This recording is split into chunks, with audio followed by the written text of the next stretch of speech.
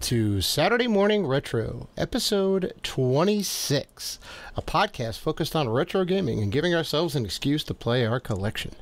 Before we start the show, we want to thank all of our wonderful fans who have supported us, and if you want to show support for the Rated G Network, you can find us on Patreon at patreon.com/RatedG4Gamers. You can also find us on YouTube, Twitter, Instagram, and Facebook at Rated G for Gamers. And finally, please rate and review us on iTunes and Spotify. We appreciate all the love. I'm your host, Dave Rotino, and this is my co-host, Dan, the podcaster formerly known as Classic Robinson. What's going on, man?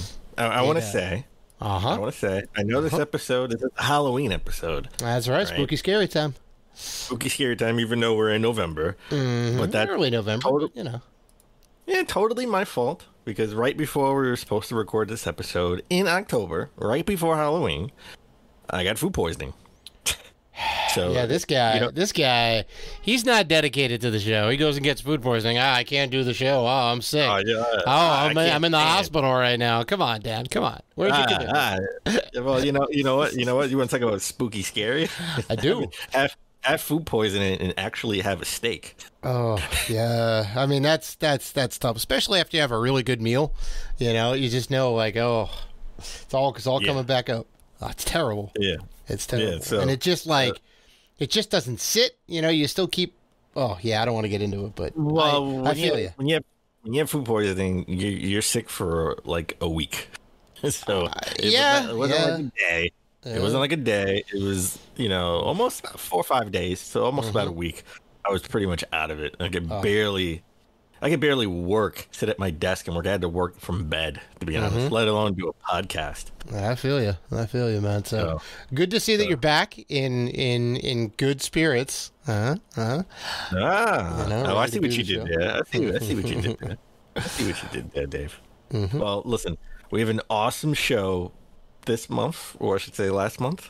We're gonna talk all about Luigi's Mansion, right? The original game, and Zombie Ate My Neighbors, which I know you're going to talk about that, but I loved that game when I was a kid. But as we always start Saturday Morning Retro, this time in gaming history, and October, I didn't, when I was researching the show, I didn't know this. I didn't remember this. In October 15th of 1992, Sega CD was released in North America. Oh yeah, I didn't actually. I don't necessarily remember when it came out, but that makes sense, given that you have October. It's the holiday season. Parents can buy it for their kids for Christmas or Hanukkah, right? And they get a nice little add-on underneath the tree to supplement their Sega Genesis.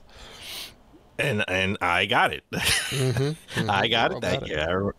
Yeah, I got it that year. And I think I only got one game, and it came with Sewer Shark. It did, yeah. Is that the one? Yeah, they're like, oh, it comes with a game. Well, he'll like this. He'll like this FMV game where you go through a sewer. Yeah, and I played the heck out of it when it actually when it actually worked. It didn't actually work all the time, because the Sega CD notorious for just always stopping and freezing, and as a kid I'm sitting here, I can't blow into the CD, so I'm like blowing into the system because that's all as a kid is you want to blow into something, right, into cartridges. So I would just I would blow into the system, and then it would work, and then I'm like, oh, okay, there we go, my spit makes it work. And then I got Eternal Champions. That was the Eternal Champions CD. Yeah. That was the second game I got, which heartbreaking in retrospect that I gave it to a friend, gave it away, and then when I became a collector, I had to spend the money to buy it back. Oh, right. Because that game goes for a little bit of money right now, right? I mean, it's no. Don't get me wrong, it's no Snatcher, but yeah, I mean, definitely. It's maybe like $100 or something like that. Sure, that's that's definitely uncommon. So, Dave, you get any good pickups in October?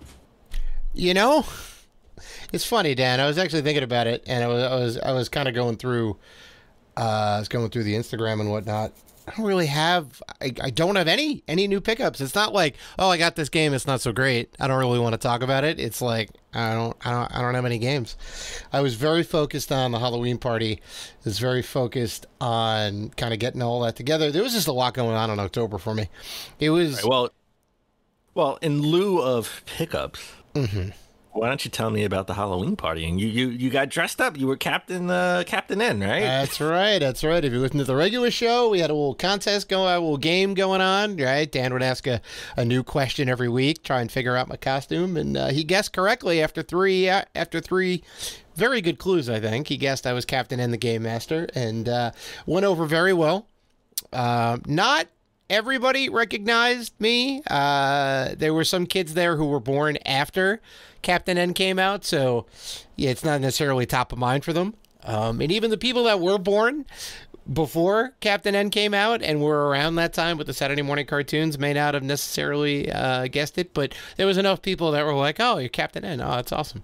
And very good costume to put together. I had most of the parts already, so really just had to get the belt, the Letterman jacket, had to get the end patch, and I had to get the belt buckle, and that was about it. You know, there wasn't really much to it.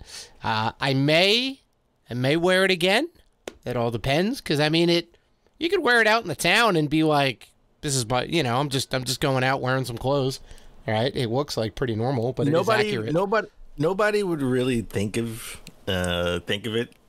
Like if you could just, because it's just a varsity jacket technically, right? Exactly. Yeah. You know, and you have an NES controller for, you know, a belt buckle. Mm-hmm. No one would think any of that, but no, you know, I mean, you just get it off Amazon. I know, but if you have the zapper, that's once you get the zapper into the mix, then it's like, all right, what the hell's going on right now? Yeah. You may get stopped by the cops. I'm just saying. Possibly, because it's not the orange tip one; it's the original gray one that like came with the deluxe set.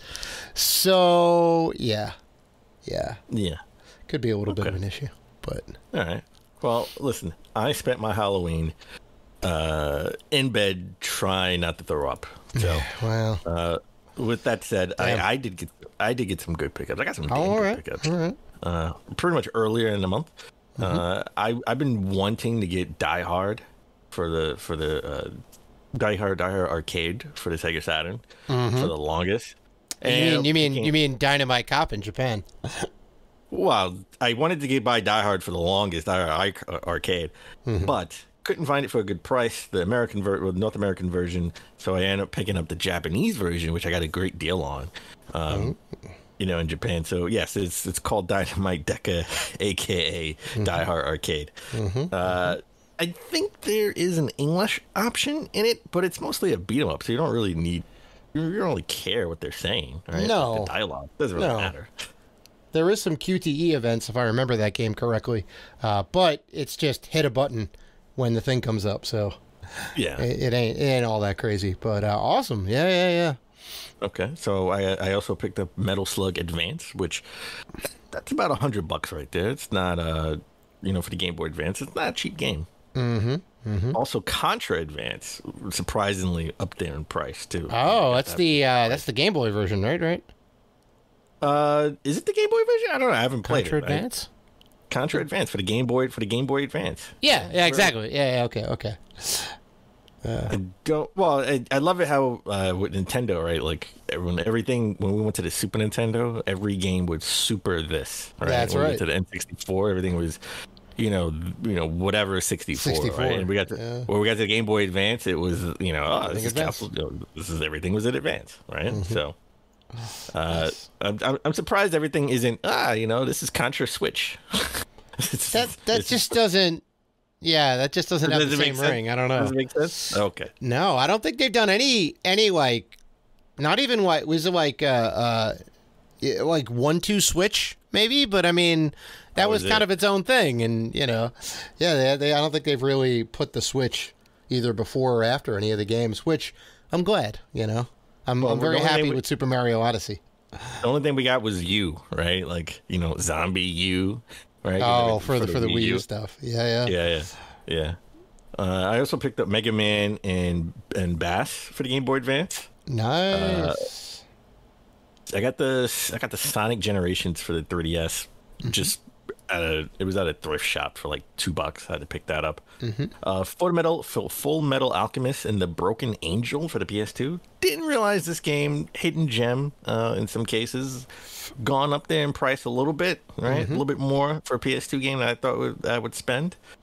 I also picked up DreamWorks Superstar Karts for the PS3. Crash and Burn for the hold on. DreamWorks Superstar Karts?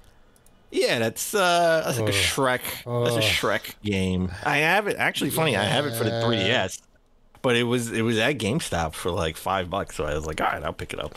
No biggie. But I need to see who's in this game. Wow, it's the cast of Shrek. I said Shrek. I said the cast of Madagascar and two dudes from How to Train Your Dragon and B.O.B. from Monster vs. Aliens. You know, all those classic characters. Well, you know, all you got to do is say Shrek and put him on the put him on the cover. And I mean, he is. Yeah, Jesus. Oh, this is like the this is like the wrestling equivalent of NXT. This is the C tier list of kart racers. Well, you got to put it this way: it came out on the PS3, you know, the 3DS, the Xbox 360. This came out at a time when Shrek was huge, right? It was big, right? It was like everybody knew. Right now, a lot of Shrek has sort of lost its luster. We haven't had any more movies. It's been a while since we've had a Shrek movie, for sure. For sure. Yeah, so this is when Shrek was big. So, it's like, oh, we definitely got to put him on a kart racer and put him on the cover. All right? I mean, I guess. You gotta get that money. You gotta get some money out of it. Oh, Jesus. Yeah, trust me, they made a ton of Shrek games. There is no shortage. But all right. Sorry. I was a little taken aback. Lastly, I got the Coup de Grace. I love this. I got the Dreamcast version of Marvel vs. Capcom 2. I already had the Xbox version, which was a re-release, right, of that game. But I got the original. I got the original for the Dreamcast. So I'm pretty proud to have that. All right. I have 1 and 2 for the Dreamcast, both Dreamcast games. So I'm pretty happy about that. And if you're curious, yes, I paid full price for that. Okay. I paid full price. Okay. There was no discounts. Yeah. So it was in perfect condition. So I've got to love that. So, all right, Dave, this is where we give our top 3. And this month, we picked our top 3 Mario games not named Super Mario Brothers 3, Super Mario World, or Mario Odyssey. Okay. If you've been listening to the show for a while, you know me and Dave go back and forth over what's the best Mario game of all time. And Dave loves Super Mario Brothers 3. I love Super Mario World, and we both love Super Mario Odyssey. It's a masterpiece. So if we were, 5 out of 5. So if we would have a top 3 Mario games, it would be a no-brainer that these would be the 3 top Mario games on both our lists. Both our lists, just in different orders. Exactly. So yeah, we had to take those off the table, which now makes it a little bit interesting because now we don't even know necessarily what we would be picking. So yes, I have no idea what you'll be picking. You have no idea what I'm going to pick, but I want to go first. Okay. Usually I let you go, but I want to go first. Yeah, lay it down. Because I think I got some interesting games. So I actually, on Nintendo's website, because I wanted to know what did Nintendo think is the top, the mainline Mario games, right? Like, because we want to pick the top 3 mainline Mario games. You didn't want to pick like Super Smash Brothers or anything like that. Right? That's not a Mario game specifically. Yeah, that's a no. Yeah. So I want to have an honorable mention for this game because I do love it and I play it all the time, and it is, according to Nintendo's website, a mainline Mario game, but it's for mobile, and that's Mario Run. And when we did this list, in the spirit of doing a list, we assumed console games, right? But I do love Mario Run, the mobile game. I play it all the time. I break out my phone if I'm bored or disinterested or a commercial comes on. I break out my game. I break out my phone and I play Mario. Or I play, you know, a couple of boards of Mario. Yeah, a couple of rounds of Mario. Right? Okay. But, I mean, I wouldn't. You know, if you actually put that on the list, I wouldn't necessarily. It's weird because it's like. It's kind of a Mario game, but it's very pared down. It's really just one button. You hold it down, and then you let go to, like, jump off the walls and whatnot. So it's really interesting how they made that work for mobile. Gotta be honest, it's a lot of instinct involved, right? Yeah. You can't go back. Right. In the remix round. In the remix round, you can't go back. So it's about collecting the special coins and... with the rainbow coins, and it's all about instinct because you don't know what's coming up. You don't know what's in front of you, and they change it every time. Every time it changes. So, but I didn't want to pick that. I mean, if we would have talked about this ahead of time, I probably would have picked it, but I didn't want to pick it because I figured in the spirit of what we were trying to do, it was console. So as an honorable mention, I want to say Super Mario Run. Okay. All right. So number 3 on my list. Okay, I'm doing this in order. Number 3 on my list. I'm going to pick New Super Mario Brothers U for the Wii U. Okay. All right. I did not play the new Super Mario Brothers for the Wii. So this was sort of like my first console mainline side-scrolling, you know, Mario game since Super Mario World, to be honest. All right. On console, and I loved it, and I bought it with the Wii U. I remember I bought it with my mom's credit card because we shared a credit card for emergencies, and I really wanted to play this game, so I bought a Wii U and snuck in the console in my book bag. And I enjoyed the heck out of it. Loved it. Okay. Loved the game. My second one on this list, surprising, and I'm taking it back to Circuit City days, is New Super Mario Brothers for the DS. I bought a DS. I'm sensing a pattern here, Dan. But go ahead. I bought a DS just to play this game. Sure. And after I beat it, I gave the DS to my sister. So this brought me back. This gave me nostalgia for Super Mario Brothers 3 and World, right? Like this was my first time playing Mario game. This is like my first foray in coming back into games. And I remember I was like, wow, I haven't played Mario game in years. Let me buy this DS and just buy this game. And then I just gave it to my sister. Never forget that. Nice. All right. And number one, my number one Mario game that's not 3, World, or Odyssey has to be Super Mario Brothers 2. It was you went all 2D on this. Okay. It was the first game I ever played. To be honest. To be honest. Well, no. The first game I ever played was... No, I'm lying. The first game I ever played was Duck Hunt, and then the original Mario Brothers. But this was like the first game where I was like anticipating it coming out, and I really wanted it, and I'm like, please get this for me for Christmas. So I remember like when I first got it, I played the heck out of it, and I really couldn't beat it at all. As a matter of fact, I didn't beat it until I got older. But I have such nostalgia for this game. This was a great game, you know. It's a great game. It's very different, and you know, we all know the story of Doki Doki Panic, and we don't have to go through all of that. But I think they did a good job skinning it. You know, it was different, but it still kind of felt like a Mario game, I think. So it was the first game I ever like really wanted and anticipated, like and begged for. So number one on my list. All right. So Dave, what's your top 3 Mario games? Not Super Mario World. Wow. Super Mario Brothers 3 or Mario Odyssey. Wow. Yeah. So we have 0 overlap. Spoilers. I'm just going to go ahead and lay that out right now. You went all 2D? I did. I went all 3D.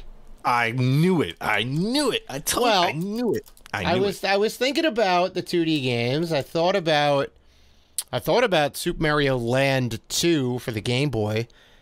Which the first one was okay, but part 2 really was amazing.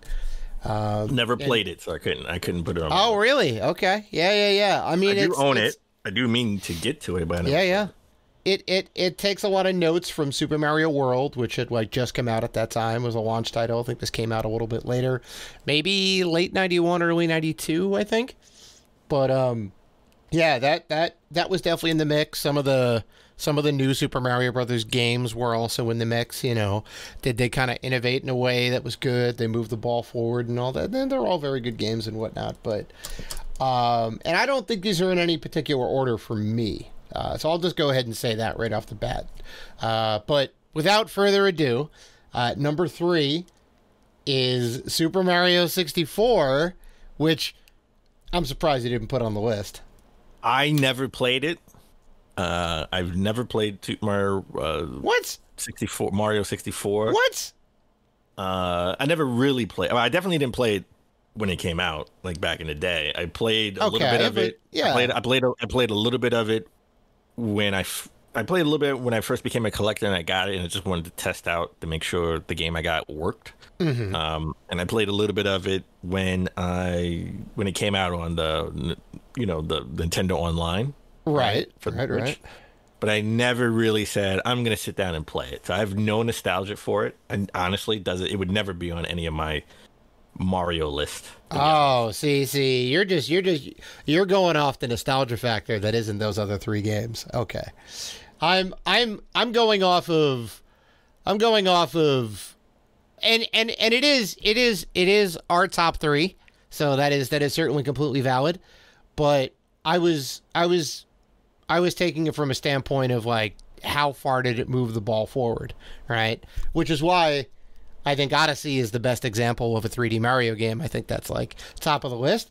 But 64 kicked it off, right? They were, in my eyes, I mean, there were probably some other 3D games that did it right, but Mario 64 for the console really was like, here's how to do a 3D game. There's dedicated camera buttons, right? Mario's got a full set of moves in 3D, which was a great translation from the 2D Mario Brothers 3 and Mario World, where Mario could do all these cool things, like flying around and holding Koopa shells and jumping on Yoshi and all this other stuff. Like, he's real kind of agile.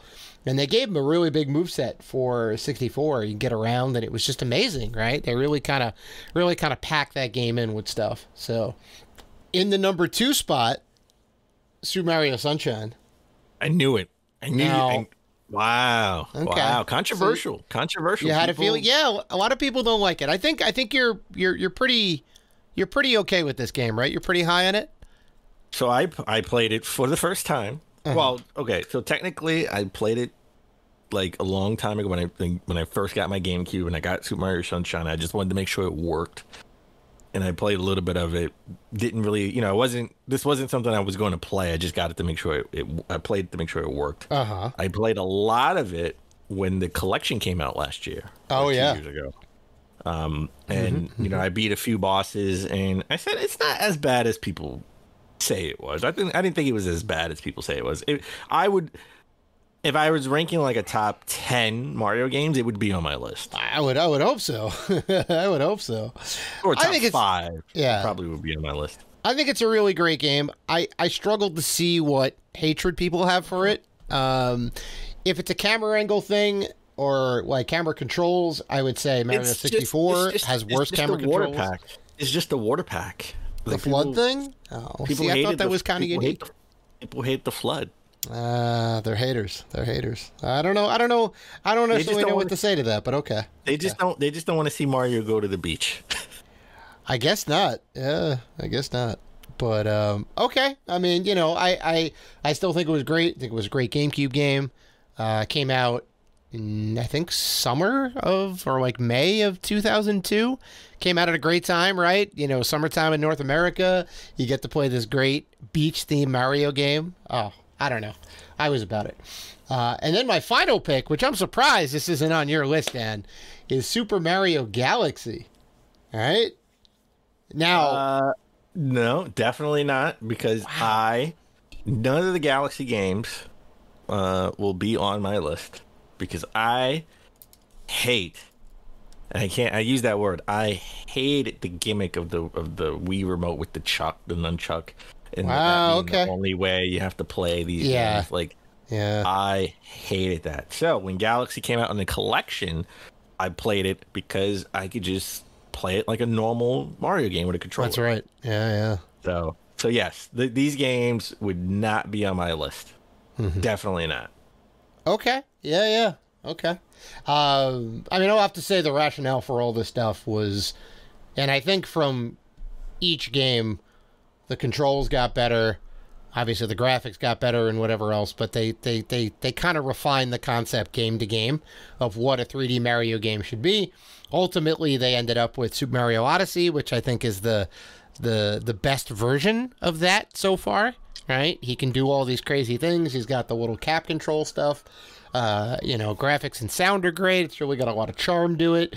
Miyamoto at the helm again. Like, everything just kind of clicked in that case. But we can't pick that game. So we have to pick this. And we have to pick other ones. So I'm going to pick these. And inside Galaxy, a lot of people don't realize that a lot of those concepts came from Sunshine. There were specific little areas in Sunshine that were expanded upon into what Galaxy became. So you see a lot of these little kind of like mini areas that have like weird like gravity and controls and whatnot, and they're kind of separate from the main world, and you can really see a lot of influence there. So you gotta really give Sunshine its due, because you wouldn't have Galaxy, right? Sunshine was the prototype for that. I'm surprised you didn't pick Galaxy 2. Took a step further. Sure. Controls. It fixed the controls. You had Yoshi. The first time Yoshi's, been in the game since Mario, Super Mario World. Best game yeah. of all time. Yeah. This is true. So, surprised you didn't pick part 2, but you picked 1. But you picked it again. I picked it mostly on nostalgia. You went, it pushing the genre forward. Yeah. And you went and you kind of went in order, right? You went 64, Sunshine, and then the original Galaxy. First Yeah. Galaxy. Now they're not in any particular order for me, but those are just 3 of the games that those are the top 3, but they're not in order of like least to best or anything like that. But yeah. Got it. Yeah. Okay. All right. So, why don't we take a break? Mm-hmm. When we come back, me and Dave are going to dive deep into our backlog and talk about the Luigi's Mansion and Zombie 8 My Neighbors. Mm-hmm.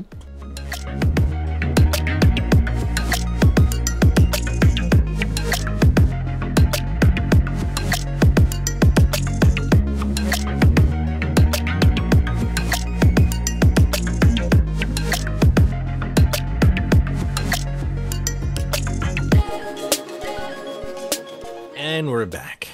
All right, Dave, let's dive deep into our backlog and talk about Luigi's Mansion and Zombies 8 My Neighbors. Mm-hmm. Let me start with Luigi's Mansion.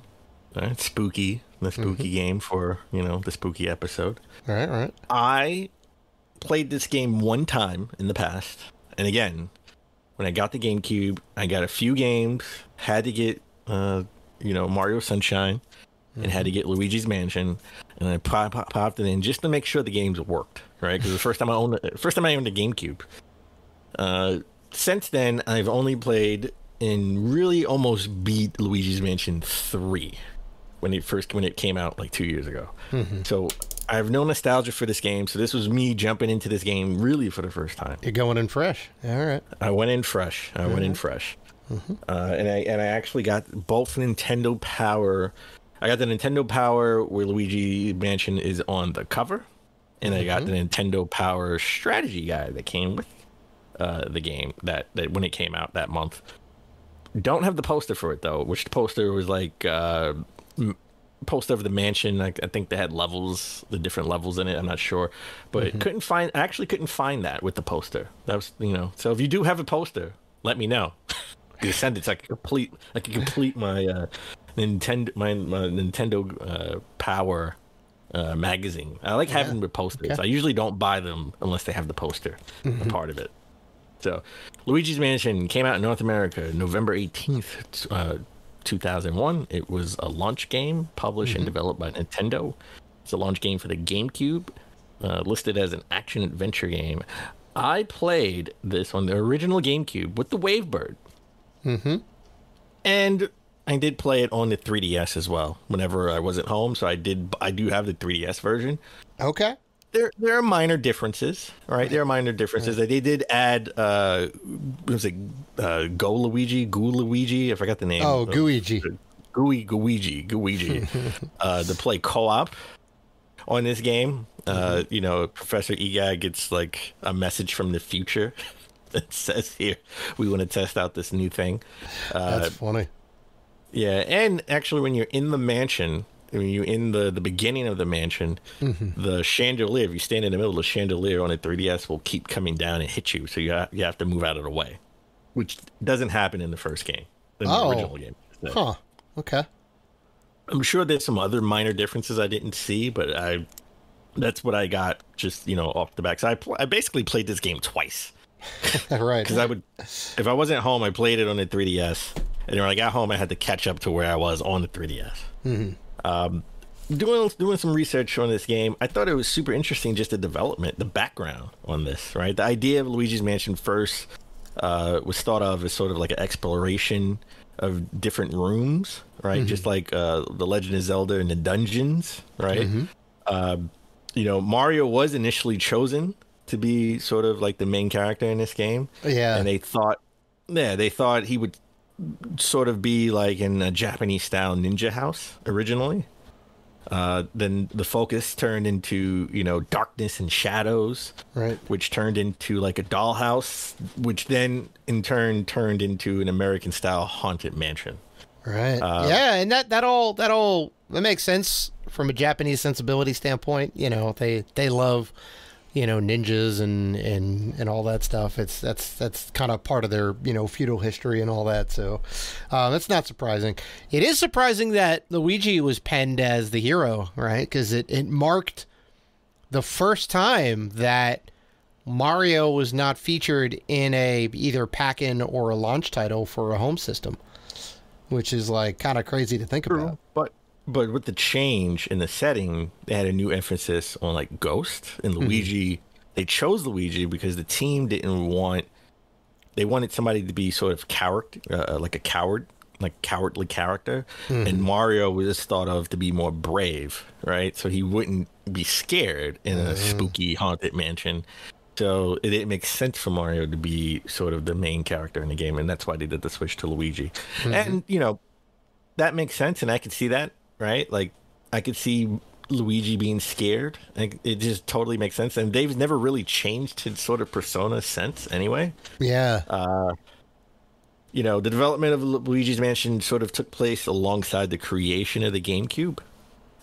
Originally, I think originally they were developing this for the N64, but it was sort of late in the life cycle, and they knew they were going to push up the launch of the GameCube. Or the Dolphin at the time. They know it was called GameCube.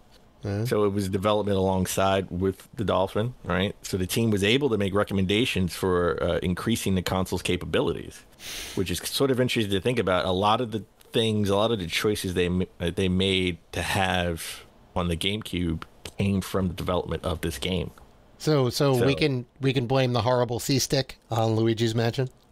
We can actually. Well, put it this way: the C-Stick would have been worse if it wasn't for Luigi's Mansion, because they wanted to have dual sticks, and apparently the C-Stick was smaller, and they thought it was uncomfortable to move around with that small C-Stick, so they made the stick bigger. Oh, very nice. Because of that, so. You can thank Luigi's Mansion for having a bigger stick. Imagine if that C-Stick was smaller. It was already small to begin with. Imagine if it was even smaller. Yeah. Among some of the requests, they wanted to make dynamic lighting. They wanted things to be sort of, you know, they eventually added like a new graphics chip to the system, so they can have that dynamic lighting, because obviously they wanted to have darkness and shadows and stuff like that. Yeah, so they want it to be super moody. It was the game testers that actually recommended that C-Stick change because it was uncomfortable. Long periods of time. That just having that little nub. It wasn't as small as you would think, but just it did come out again. It came out smaller, but just imagine if it was even smaller. It just would be uncomfortable. That wouldn't make any sense. Well, since you don't really see Mario in the game, right?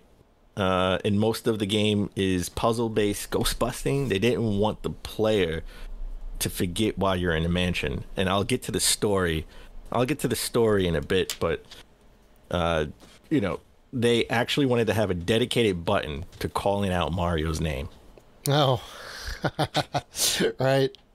Right. Which is why every time you push the A button, I mean, the A button was used to interact with the environment, but every time you push the A button, it was to call Mario's name out because they didn't want you to forget the whole purpose of the game. So I think You're that trying was to find Mario. Yeah. yeah. I mean, the game was revealed at Nintendo Space World 2000 as a technical demo designed to show off the graphics and capabilities of the Dolphin or the GameCube. Mm-hmm. A newer version of the game, more closely related to the final version, was revealed at E3 2001. So I think that demo actually goes for a lot of money, funny enough. Oh, interesting. Yeah, that demo is like expensive. Mm-hmm. That demo is definitely expensive. So let's get to the story of the game. The whole reason why I play games mostly is for the story. I love the story in video games. Luigi's been notified about winning he's winning a mansion in a contest that he does not remember even entering. He's informed that Mario sort of has gone to the mansion and he is now missing. Mario is nowhere to be found. Luigi enters the mansion alone, where he encounters ghosts, which attack him. And obviously he's scared because they're ghosts, which I thought this was ingenious that they can sort of incorporate the boos, which were the ghosts in previous Mario games, in here. That just made perfect sense. Mm-hmm. He's saved by scientist Professor Elvin Gad, or EGAG for short. He explains the mansion is supernatural in origin, and only appeared a few days ago. And he saw Mario head towards the mansion, but never seen him since. So to help Luigi find his brother, he entrusts Luigi with the ghost hunting equipment, including the Poltergust 3000 vacuum, and a Game Boy horror communication device, which is just a Game Boy, which I thought was ingenious as well. Luigi re-enters the mansion to look for Mario. Thus, you're a ghostbuster looking for Mario, which is why you have to keep pushing the A button, because you scream Mario's name so you can't forget. Yes, you're busting ghosts, but your main priority is to find Mario. Whenever Luigi sort of beats a ghost, he gets a key, and when he gets the key, the Game Boy horror, which is sort of, again, that Game Boy, I love it that they call it the Game Boy horror, automatically indicates where that door, because all the doors in the mansions are locked. Mm-hmm. So you have to beat a ghost, get the key, and it'll tell you where to go from there. So it's definitely linear in nature. So you can't just go exploring the whole house. But I do love that you can use the vacuum and like take the sheet off the mirror, which you can use to get go back to different levels.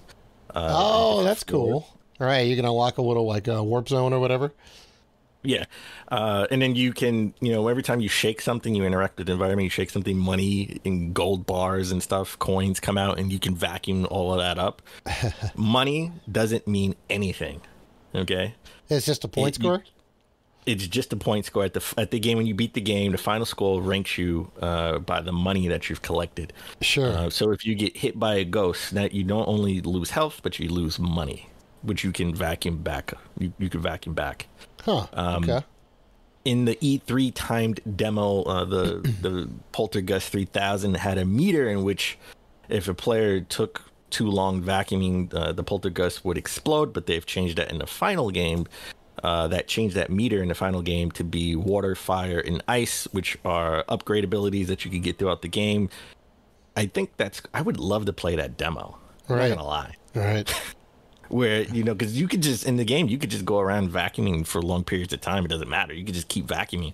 You could be a walking vacuum. But it's interesting to think that when they originally thought of the game, they wanted to put a limit on how long you can vacuum. That would make the game a little bit more difficult. I'm not going to lie. For sure. Yeah.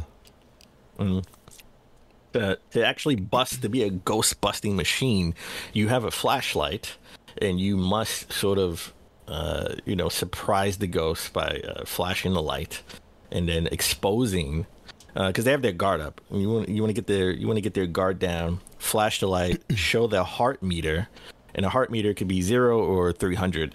And then once you do that, you can vacuum them in. Once the meter goes down to 0, you suck them up into the vacuum. This is more of like a puzzle game because you have to figure out how to get the ghost to drop their guard to expose their heart. Right. Which is more evident with the mini bosses, the major bosses too, but mostly with the mini bosses. It's like you got to do something to get them to expose their heart. It's not just flash a light. That's what happens with low level ghosts.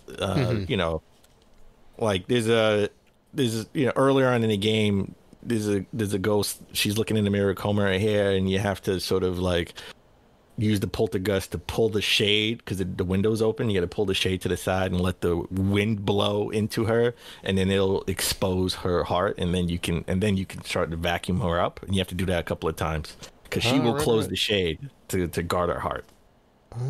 Interesting. The music in the game is interesting. I'm not gonna lie, like it's catchy, but it's the same tune over and over again, and it gets stuck in your head. And it's so good, but it's annoying, so I had to turn it off after a while. So, is there just like one tune for the whole like main part of the mansion? It's just one tune. Yeah, really? Just one tune until you get like to a boss battle, and you got different, and it switches it up. Yeah. Right. So it's just one tune, and it drives me nuts. Don't get me wrong, I like it. I like it, and it's memorable. So if you hear it, this is a Luigi's Mansion theme. Right. But over and over again, it gets a little annoying. Toad is in the game. Toad is where you get your saves. Okay, right. He's the save point. All right. Now, did they say why he's in the mansion too? Like, I don't think that was conveyed in the story. They were with Mario. I think he was with Mario, and he got lost. And he's like, "Where's Mario?" I don't know. And Toad is actually. It's funny. I didn't find this in any research, but I could imagine them talking about, well, we need somebody who's cowardly, right? Like maybe Toad is the main protagonist in the game, so maybe we can have Toad. And there is mentioned in the code of a second player. They have maybe like Mario in that second player, but it wouldn't make sense. I can see why it was scrapped, but it's still in the code. They scrapped that because Mario's missing, so why would he be helping you? Right. I think they have in all the Luigi Mansion games, I think it was a lost opportunity to have Toad as a second player. It'd be the first time you can really use Toad in the main game other than Super Mario Brothers 2. Oh, right. Yeah, that'd be kind of neat, and I think it would kind of fit in that particular scenario, but I mean, he's sort of a cowardly figure. He's scared, right? So, he would fit that narrative with Luigi where they're both scared and it's like, let's team up. Right. So again, the sound, the music, catchy, but gets annoying after a while. Graphically, I love the animations, especially of the shivering hand every time you open a door. Right, he's scared, and you see that hand animation shiver, and he opens the door. Like I love that, like the attention to detail. The ghost animations have great. The ghost animations are great, and they're very detailed. The real-time lighting is great. I mean, for the time, think about this. I mean, we take this for granted now, but think about this. The shadow is following him. Whenever he's vacuuming something, you can see the shadow of what you're vacuuming. Like, this was great for the time, right? This was like cutting edge, sort of, at the time. My only real issue graphically is the low-resolution textures. I mean, textures are great, but once you go up to something, it looks a little blurry. Yeah. Well, I mean, it was a launch title. We should say that. It was one of the 6 original launch titles for the system, so. Which is one of the reasons why I was excited to play this game. Like, really put some time into this game because it was a launch title. Right. One of the things that I least was excited about was using the GameCube controller. I'm not gonna lie. Not a big fan of the GameCube. It ain't great. No. It ain't great. This is definitely not the GameCube strong point. No. Does this game hold up? I would say yes, emphatically. Yes. Okay. Definitely does. It's a switch in the Mario universe. Like I say, the Mario games and Mario universe is a switch up, right, to do something different. And I think it would have been better received if it wasn't sort of like at least marketed at the time. I know you don't think of it as a Mario game, but it was sort of marketed at the time as the next Mario game, which turned out to be a Luigi game, which turned out not to be a side scroller, more of a puzzle horror game, right? Right. So if Mario Sunshine, which came out less than a year later, would have launched with the system and all the focus was on Mario Sunshine, Luigi's Mansion would have been a great companion to that. Sure. This was around during Metacritic. Okay. And, Metacritic score got a 78. User score got an 86. Sure. The best score it got, I saw, was Gaming Trend. Gave it a 96. And the worst score came from Cheat Code Central, which was a 60. Again, this came out in 2001, so these articles aren't really up and live, so I couldn't find the article to really get a sense of why they gave it a 60, but I did get a quote from the article. If you are a Mario fan, you probably walk out of the store with this one anyway. Just don't expect the second coming of Mario. Wow, okay. But that doesn't matter. You know why? The only score that matters, Dave, is our score. And I would give this a solid 8 out of 10. There you go. 8 out of 10. All right. That's awesome. Definitely play it. Okay. So you seem pretty high on this. Now, if other people want to play this game, where can they get it, and how much can they get it for? Well, if you want to play it on the original GameCube, GameCube prices have gone up. But Luigi, as of the recording of this show, Luigi has a complete set for $82.97. Whoo! Yeah, that's getting up there. Yeah, $82 is not an impulse buy. No, but you can also buy the 3DS version if you want to play it on handheld. It tells you it's completely similar with minor tweaks, right? You can play co-op with Luigi on there. I love the fact, again, when you get to the middle of the mansion, the chandelier just falls down on you if you just stand in the middle. So you always got to move out of the way. They don't have that in the original game. I'm sure there's some other little minor tweaks, but it's the original. It is definitely the original game. So. Right. Nice. So, all right. Dave, tell me all about Zombies Ate My Neighbors. Oh my God. So, okay, let me tell you about Zombies Ate My Neighbors. This was a North American release, September 1993. A European release sometime in 1993.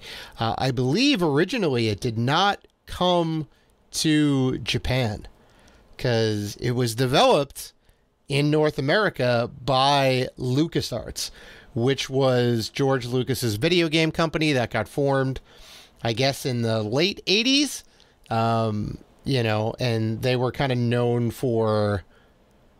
mostly for point-and-click adventure games was kind of a big thing, and obviously all other great Star Wars games, because that was, it was George Lucas still had the license at the time. So it was developed by LucasArts, published by Konami on the Super Nintendo, published again by LucasArts / Lucasfilm Games in the re-release, because they have now brought back the studio after Disney had bought them. So they are back in the business of making games again, which is great. This was released on the Super Nintendo, on the Sega Genesis, on Microsoft Windows, on the Nintendo Switch, on the PlayStation 4, and the Xbox One. Some of those are for the re-release, which is the 2-pack of this game, and also Ghoul Patrol, which is the sequel. All right. It's an overhead run and gun, and I played this on the Super Nintendo via the SNES 9X emulator because it was just easy to do so, and I had the appropriate controller. So that's that. So a little bit of backstory on this game. It was made during the LucasArts heyday, right, of the early to mid 90s, when they were kind of in top form, and it was a console release only, and then when they had the re-release, that kind of got ported to other systems. Wasn't commercially that successful, but the reviews for the time were great. And like I had mentioned before, that they did make a sequel called Ghoul Patrol, which not quite as good, but in the same vein, in the spirit, same kind of style of the first game. So yeah, so that's a little bit about the background. The story, which I have ripped from Wikipedia, because there's not necessarily a lot to tell. It's just enough to kind of get you into the game and to get you going, okay, here's why. Right? So the mad scientist, Dr. Tongue, has created a wide variety of monsters within the bowels of his castle, has unleashed them on nearby suburban areas, terrorizing the inhabitants. Two teenage friends, Zeke and Julie, who are the main characters, you can play as either one. They've witnessed the attacks of said monsters, armed themselves with a great deal of unconventional weaponry and items to combat them and save their neighbors from certain death. Ultimately, they will come face to face with Dr. Tongue himself and defeat him and put an end to his plans. So that's essentially the story. Dr. Tongue wreaks havoc, and you have to kind of save your neighborhood. So, as far as the gameplay goes, now there is a lot to talk about here, Dan. So, it's got a very 1950s, 1960s sci-fi horror feel to it, right? Like, even if you look at like the box art cover, right, it's got those red hypnotic swirls around the outside, and like, you know, there's like the picture of the woman screaming with her hands on her face, right? Really kind of like, you know, pulp horror, pulp sci-fi style, you know, like those old like B movie posters you would see back in the day. So, and they really kind of lean into that, right? You choose to play either Zeke or Julie. The sad part is that both characters are exactly the same. I guess that's kind of par for the time, right? If you have like two-player games like Contra and, you know, whatever else, when you can play as character A and character B, they just have a different color palette. That's essentially what it is here. It would have been nice to see, like, maybe Julie runs a little bit faster and Zeke can hold more items or something. I don't know. You know, and then you could kind of expand that out too, right? Maybe have just more than two characters, and then they all kind of have different ability sets, but they're pretty much the same. It doesn't matter. It's really just a cosmetic thing. But you can pick either character. It does have beautiful portraits of each character on the character select screen. I do have to note that they do. It is very nice pixel art. But basically, the game boils down to there's like a bunch of levels. I think maybe 40 or 50 or so, and every level, more or less, is you get beamed down into this area. Usually it'll be kind of like it'll be like a neighborhood, you know, backyards or whatever else, and you have to save all your neighbors. Right? Once you save your last neighbor, what if you don't like them? What if you don't like your neighbors? Can you just let them get eaten by zombies? Then it's kind of game over, Dan. It's kind of game over. You don't really have choice in the matter per se. Well, actually, it's funny you mentioned that, because the exit to the level opens up when there are no more neighbors on the map, and the enemies can kill the neighbors. So technically, if you waited around a while, the exit could open up. So you really don't necessarily have to save them. You just get bonus points, which equate to extra lives if you get enough. If you get enough of a score, so you could technically not save them, but you would have a very hard time doing that. Yeah, and there's usually like 10 or so. Maybe a little bit more per map. You have to kind of go around and find them. Sometimes there'll be like a boss level where you have to fight, you know, maybe like a giant baby or like some big crazy alien spaceship or whatever. Yeah. Giant baby. Yep. One of them has like a big, kind of like Honey, I Shrunk the Kids, but it's like a baby in a diaper that like runs around the level. Yeah, it's crazy, and he'll just kind of stomp you to death. It's very hard. I actually didn't get to him without like using like the level codes. But I'll get into all that in a sec. The cool thing is, like, the maps are a little bit open-ended. They're a little bit exploratory, but they're also kind of maze-like. So you have to kind of like figure out like how to get around. Because sometimes you'll see like some neighbors like grilling behind a hedge, and you're like, well, how do I get there? I don't know, right? You have to kind of find your way around. Sometimes you can use like weapons and items to like blow a hole through the hedge. In the case of the rocket launcher, right, which is one of the best weapons in the game because it kills just about anything. And you can use it to blow holes in doors and blow holes through hedge mazes and all that, which sometimes you have to do because there's some stuff that just kind of locked or hidden and you need to get around. So if you don't have a key to get through a door, you can kind of like try and find a way to blow through a wall or whatever. So that's kind of neat, right? You kind of walking around, figuring out what to do, feeling out how the map is.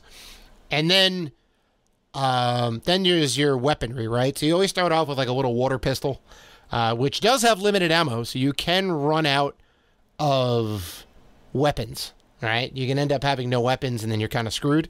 Thankfully, they give you a ton.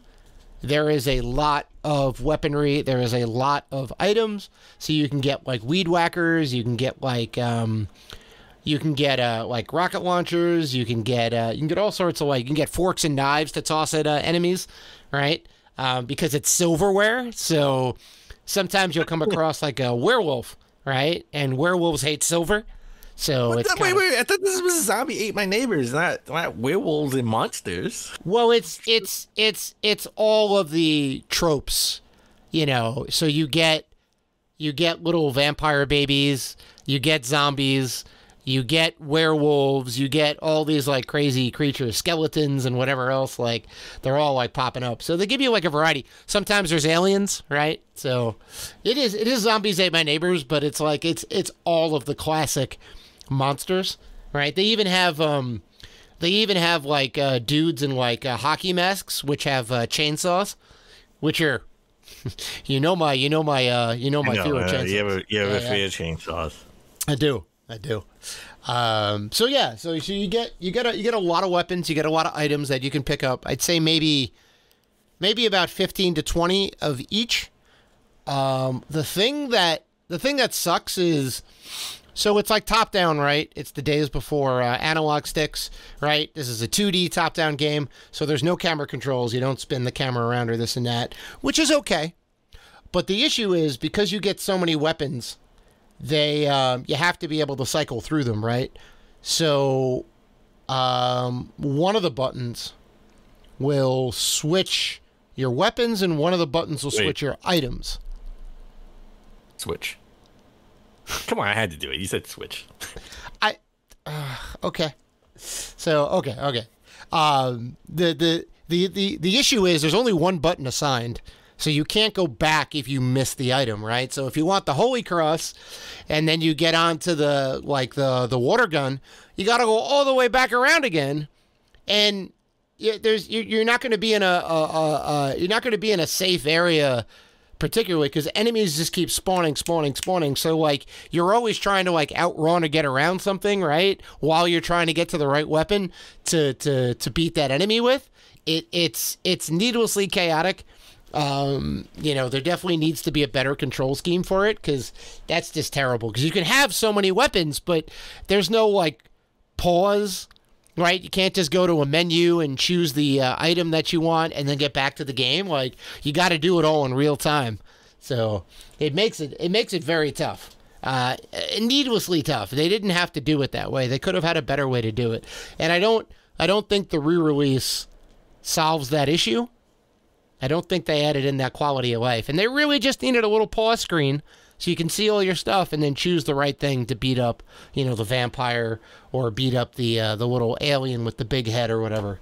So that's one of my gripes with this game, right? Yeah. It is very difficult. I didn't get very far in the game. I think I got maybe to level 8, level 9 out of like 50 or so. And it's pretty tough. You get like I think 2 or 3 lives, and then that's it, and it's game over. Now you do get level codes every now and again, and you can use those level codes to, like, I don't know, start from level 5 or level 10 or whatever, right? Every, like, couple of levels, they'll give you a level code. The problem, though, is that you need all of the weapon and item pickups that you get from the earlier parts of the game, or any like level you want to have, and they give you a lot, but when you start at like level 45, you're not going to have the things that you need to beat those enemies. So the level codes really don't even do that much, which is like crazy. So you're not really starting from that level with all the stuff that you had. It's just a straight 4-digit code, which takes you to that level, and you start with your basic loadout of like 200 water gun ammo, and that's it. So that's like really the brutality of it. You really got to start at level 1 and work your way through and beat all the easy levels. I say easy, quote unquote, and then make your way through to the other levels. So this is a Super Nintendo game. It's not easy. I know. No, but I mean, like, or Genesis, Super Nintendo and Genesis. Right, yeah. right. Very tough. So yeah. And then there's also like keys that are strewn about, which is, a way to like kind of gate the map off a little bit. Sometimes you need them, sometimes you don't. There may be like some houses that just have like a bunch of extra stuff in it, right? You can go through the drawers and whatever and find some extra, weapons and ammo and like items and whatnot. But sometimes you do need them to progress through the level. So that's about it for the gameplay, right? It's pretty straightforward for what it is. The variety of the weapons and the items kind of, they make it varied and fun. And then, then kind of figuring out like what the best weapon is for each enemy is also like kind of neat. And once you get that down, then you have a path to actually beating the game. As far as the graphics go, they're very good pixel graphics. They definitely hold up. Like I said, they got that 1950s horror sci-fi style to them, right? It's kind of like, a neighborhood, there's spooky stuff going on in the neighborhood and all that, and it's just like, it's crazy from the get-go, right? And they have a lot of, there's a lot of classic monster movie and sci-fi references in there, so it's great from that standpoint. I think they really nailed the look and feel of this game, like pretty hardcore, and like it holds up today. Like I was really jamming on these graphics. Like it's very, very, very pleasant to look at. Music is okay. I mean, they have a nice kind of eerie bedrock behind the gameplay. It's nothing like, I wouldn't listen to it outside of the game, I don't think, but it fits. It's got a lot of theremin in there. It's got a nice like spooky feel to it, but nothing like crazy. There's only like a couple tracks in the game, but it does the job. It lends itself to the game for sure. Best part about this game, definitely the weapons and items. I wish the control scheme was a little bit better because that would make it easier to kind of go through, but they do give you a lot of crazy items that some of them are used in very specific situations, but you can technically use them for anything. Like the weed whacker is like good to get rid of like the poison plants and that grow from the little poison spores or whatever, right? There's like some like that's right. Yeah. They have a little bit of overgrowth, and you got to use the weed whacker on them, right? But you can use it for anything. It'll chop up any enemy, but you definitely kind of want to like save that stuff.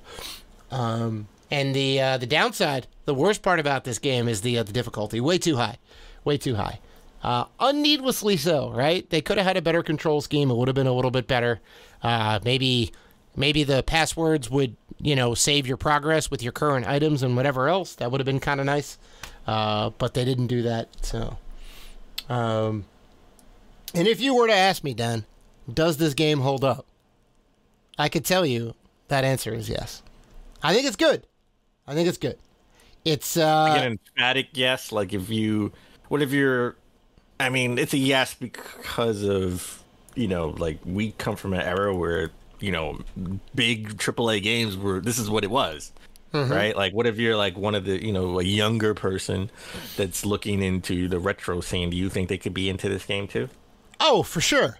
It's not hard to pick up and play. Yeah, you know what to do right away. But it is a very high difficulty level. So that may kind of turn some people off. it is a little hard to progress. I'd still say play it. I mean, it's still fun, but it's just tough. You really got to go at it a lot. So maybe a lot of people, they'll kind of pick it up, play it once or twice, and that's about it. But the difficulty is probably going to turn some people away. So yeah, it's kind of yes with the caveat to it, I guess, if somebody new wants to pick this game up. But yeah. So as far as the reviews go, it was very hard to find reviews from back in the day, which I didn't. But I did find reviews for the remaster or the port of this game. And Metacritic, the best Metacritic score I could find was a 60. They weren't too hype about this. Yeah, there's a lot of stuff they could have done to this remaster, which they didn't. So it was really more of a port than a remaster. It was kind of bare bones for what it was, which is a little sad. I think adding in things like save states and being able to like customize your own controls would have kind of gone a long way, among other things. But there's really not a lot to it. User score of 4.5 on the remaster port. I believe that's a 4.5 out of 10, not out of 5. So, yeah, not so great. Not so great. But, I mean, I would still say if you have the opportunity, check this game out. I think it's pretty good. If I were to give this game a score, and I know you're very curious to know what my score is, Dan, right? I want to know what your score is. Okay. I'm gonna give this game a 6.5. 6.5. Wow! Wait! Whoa! 6.5 out of 10. Mm-hmm. Wait! You spoke throughout this whole time. Mm-hmm. You sounded like you really loved this game. Like this was like a high game. Like I thought you were gonna give this like an 8.5. To be honest, it's definitely not an 8.5.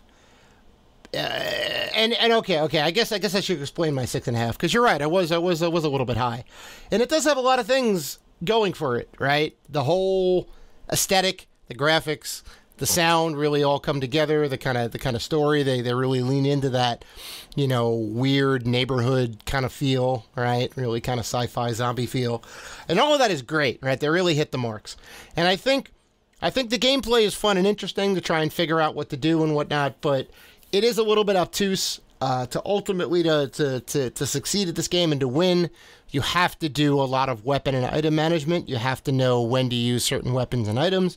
You can't just say, "Oh, I really like the rocket launcher. I want to use that to kill all these enemies," and then you don't have the rocket launcher anymore, and you can't blast through like walls, and you can't blast through the hedges, which really kind of makes it a lot easier to get around the level, right? And you kind of have to figure that out.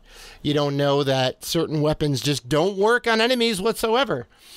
And then, on top of that, the control scheme, not so great. It is a little crazy. So it really loses some marks on the gameplay. Even though, I remember playing this game back in the day, and I was okay with it back then, and so I knew what I was getting into again. But it is definitely a little rough, especially for somebody new. So I kind of have to be fair. 6.5, which could be remedied. With a better control scheme and passwords that would save your actual progress, not just the level you're on. I think those two things would go a long way. Then I could bump it up to like a 7.5, 8 at least. All right. Wow. Okay. Yeah. So there's that. And if you want to get this game now, you can get it from our favorite Luigi Games for $40.47 for the cartridge only. So it's a little bit pricey if you want the OG one. For what system? That's the Super Nintendo version. Yeah, I believe the Genesis version is about the same price for that one. Or the easiest. Probably be a little bit more expensive. Be a little bit more expensive to get the Genesis version complete, right? For sure. You can get those. Those are out there more than the Super Nintendo games because those came with cardboard and we just ripped it up and threw it in the garbage. Exactly. Back in the day. Exactly. Yeah. Now there is the other way to play if you get the re-release, which is very easy to get. You can get that now, I think, for like maybe $40. You can get that for all like major modern systems. So if you want to jump into the game that way, maybe a little bit easier to play. Right? You can just play it right on that system instead of breaking out a Super Nintendo. But yeah. Okay. There you go. All right. Well, I will say, I struggled with giving Luigi's Mansion like an 8 and 8.5. You know, not a lot of music variety, which really threw me off on that game. Same in both games. Yeah. Same, you know, that kind of threw me off, and I thought, you know, and I know there's people who love the GameCube, and they defend Luigi's Mansion for, against any type of criticism. The textures, was a minor gripe for me, nothing major. I know other outlets, made it a major thing when it first came out. I don't really care about that. I just thought it was, sort of the Game Boy horror was a little bit more complicated or overly complicated than it needed to be. Right. It really did display it well, but I thought some of the hints for trying to figure out how to get the bosses could have been a little bit easier. At some point I'm sitting here like, what the hell do I have to do to get this damn ghost? Right. Right. There could have been some hints to that in my view, right? Sure. And I think there was a lost opportunity with collecting money, right? We could have did something with the money other than a score. Right. Anything. Give me anything. Give me some type of upgrade. Give me a reason to have the money. Maybe I could buy hearts and extend my life or extend my health or something along those lines. Yeah. So I thought those were kind of missed opportunities, which is why I took a half a point away. Mm-hmm. Yeah, well, fair enough. Well, all right, folks, that is episode 26 of Saturday Morning Retro in the books. And if you guys want to interact with us, and we know that you do, you can find us on Facebook, Twitter, Instagram, and YouTube at Rated G for Gamers. Also, we are part of the Gaming Podcast Alliance. You can check out all of the fine podcasts featured on there if you're looking for more gaming goodness. So, please listen, like, rate, review, and subscribe. And as always, keep gaming.